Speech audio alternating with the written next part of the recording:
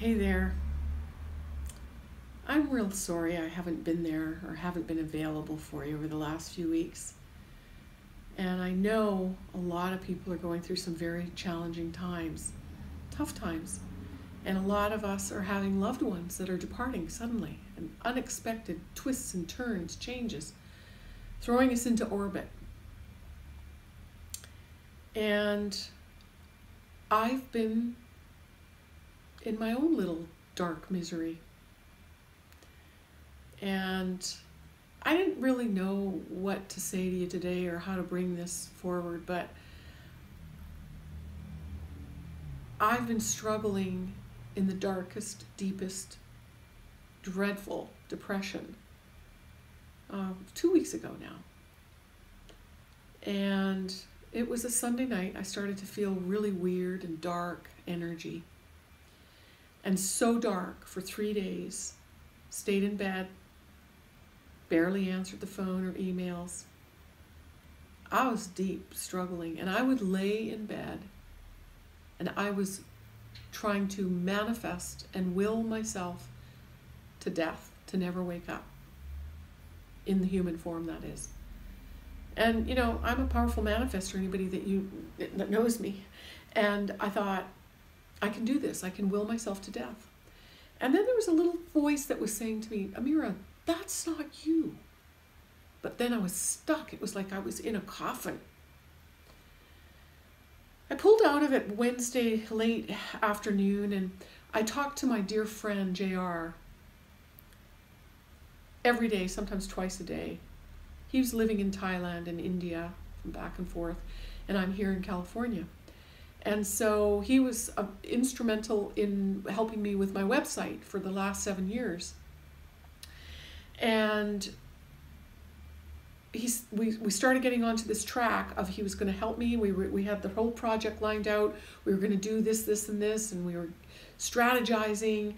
And Friday afternoon, I got a phone call from the person that was the manager of his guest house where he was staying, and JR suddenly died.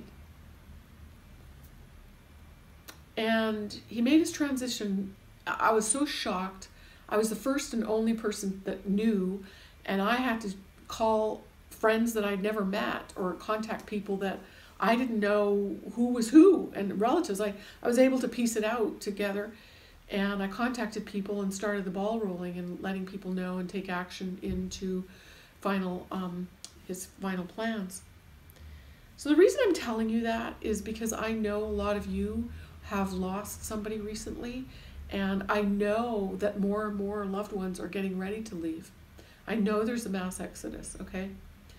And none of us are exempt in terms of the feelings that we're left with and processing that. So when all that happened, I was in shock, and then I went into grief, such a deep grief. He was my best friend. He was my webmaster.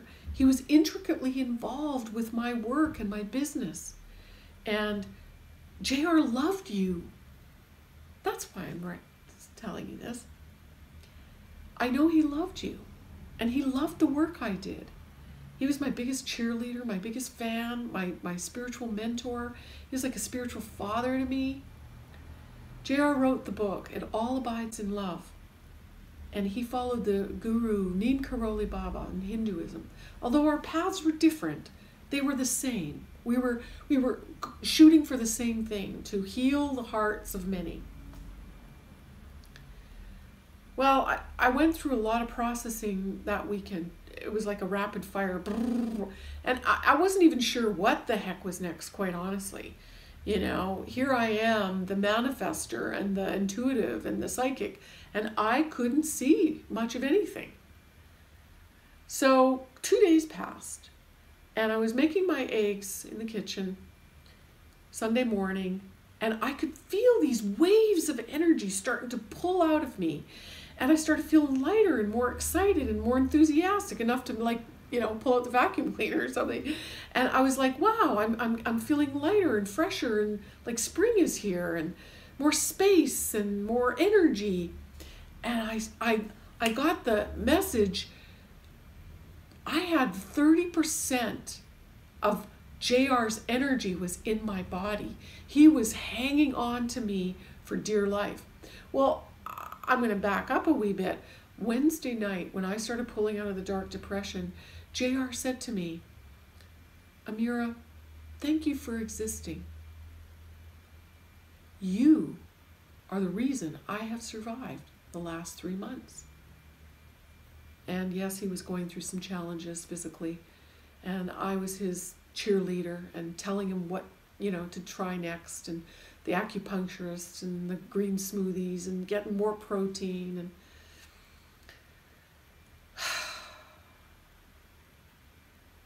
I know he was tired, and I know I was pouring a lot of energy into him. And I'm sure you're doing the same with other people in your life. Family members, co-workers, friends, spouses. But Sunday, my dear friend Donna Lopez, thank you so much. Donna and I knew each other from ministerial training, and Donna's, we've been tracking each other in our careers and our growth and our teaching for years, almost 30 years, I think. And Donna said to me, you know what, you need to get out. You need to get out. Come on, let's go. Come with me to church. So she nudged me along, and we went to the spiritualist church, if you've ever heard of them. That's where the ministers and they practice speaking to angels and practicing using their intuition, but giving messages to the congregation.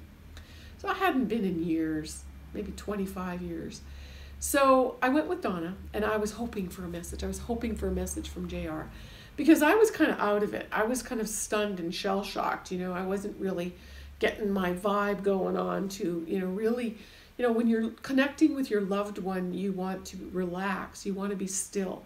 And the more neutral you can become, or the more sensitive you are to the changes or sounds or symbols, the more you'll get to see them speaking to you. So Sunday I did not get a message from JR.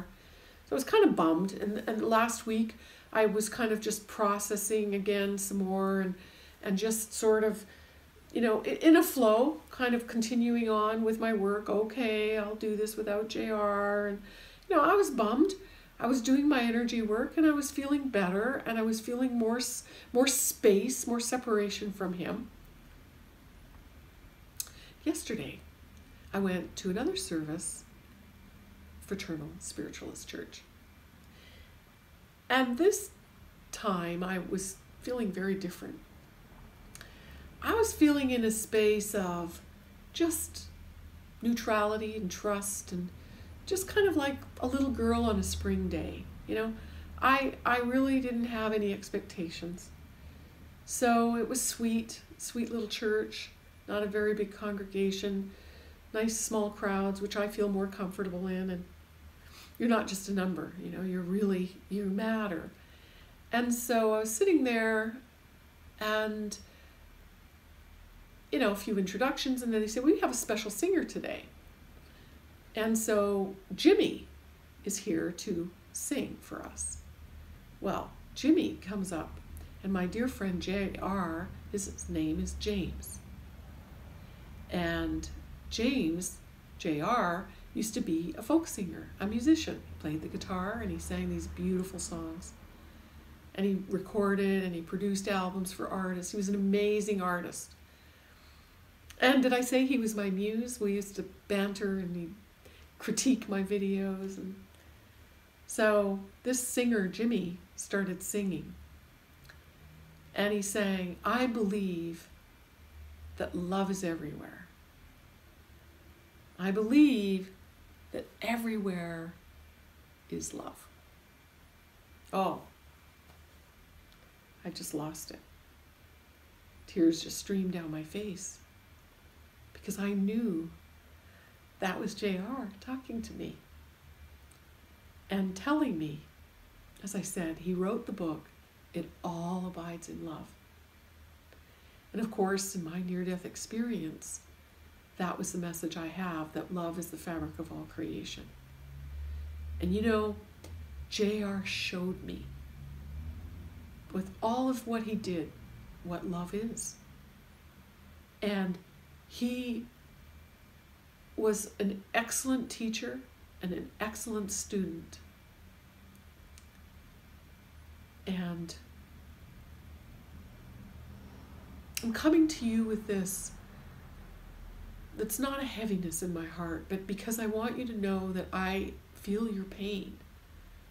And whether it's not necessarily the loss of a loved one, even the loss of yourself and who you thought you were, or what your dreams you thought you wanted. You know, we're all grieving and letting go and releasing things that no longer serve us. And it was JR's turn to let go of this world. And I get that. And yes, I miss him. But yes, I know he's with me.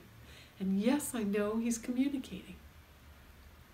And so it's with such joy that I share this with you, to encourage you to, one, be listening and get clarity. And that's why I'm so passionate about my intuitive mastery training that I just launched. And this week is the last week that I'm allowing anybody to join the class. But if you're feeling a nudge, or if you're not listening to your intuition, and if you're not paying attention to the signs and the symbols, you know they're there, or maybe you're completely out of it like I was last week. I mean, I was a wreck. It happens. The challenge becomes using the tools in these tough times. I'm not exempt, okay? I'm very human. And I may piss you off, or I, make mistakes. And I guess so. I'm not perfect.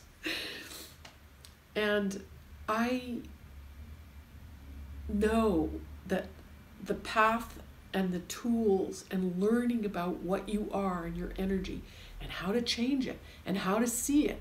And if you see some block or be able to access it, you can change it and move it and change the outcome. No, I couldn't save JR. And what's saving? Maybe I did help him to release by telling him that I was in such a deep, dark depression that I wanted to die. Not to die. I wanted to will myself dead.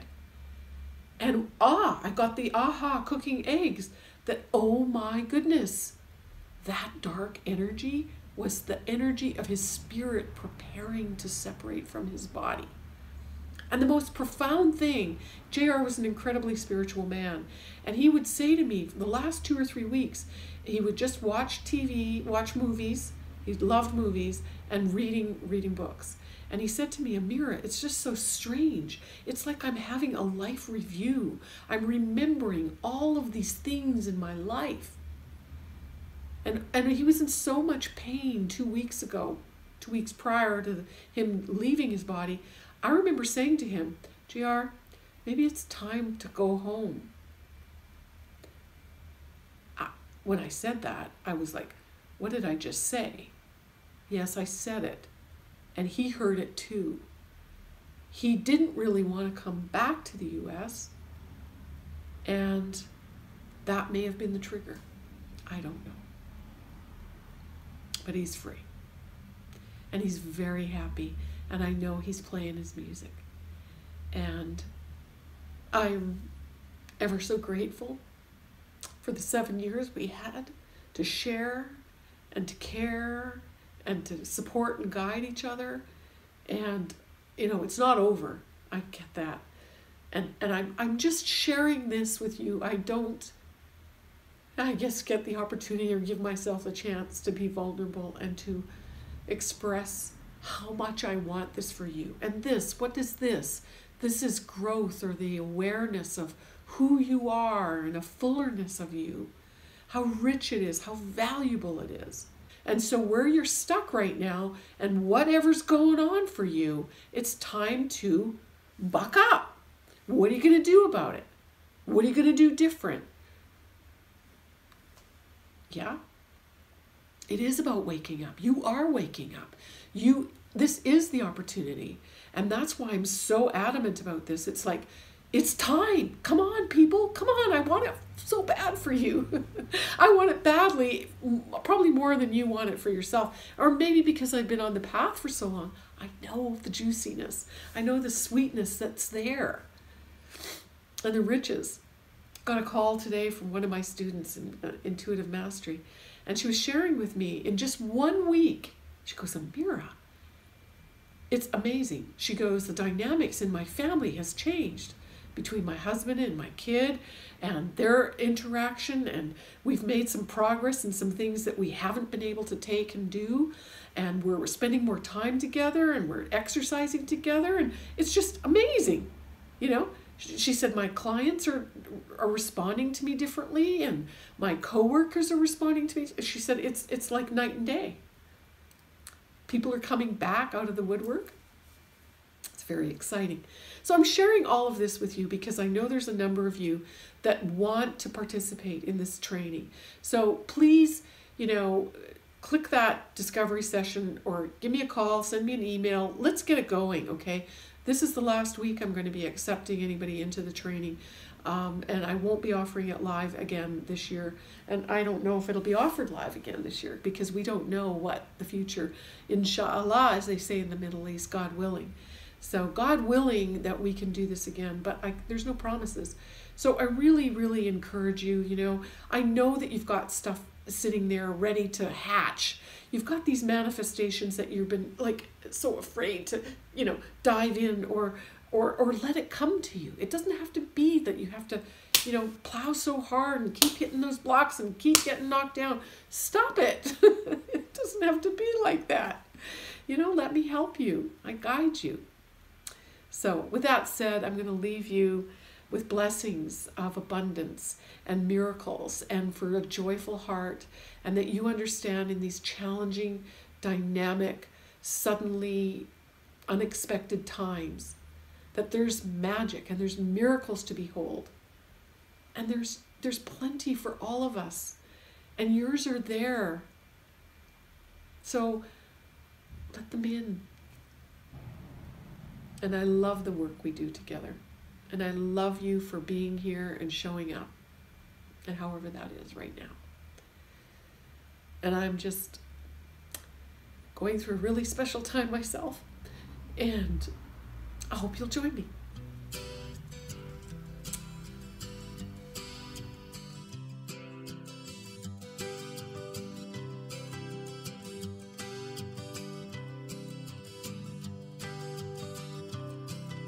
Sitting in the eye of a hurricane, darling, thinking about the good to come.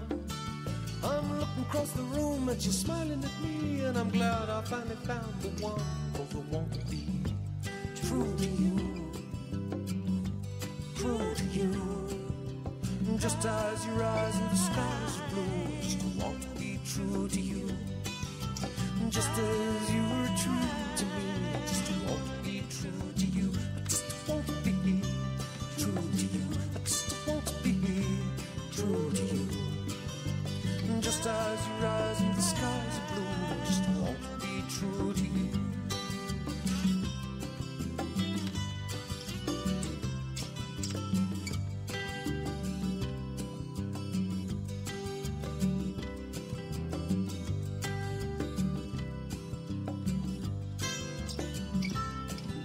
Sitting on the edge of a long way down, I'm thinking about the way we love.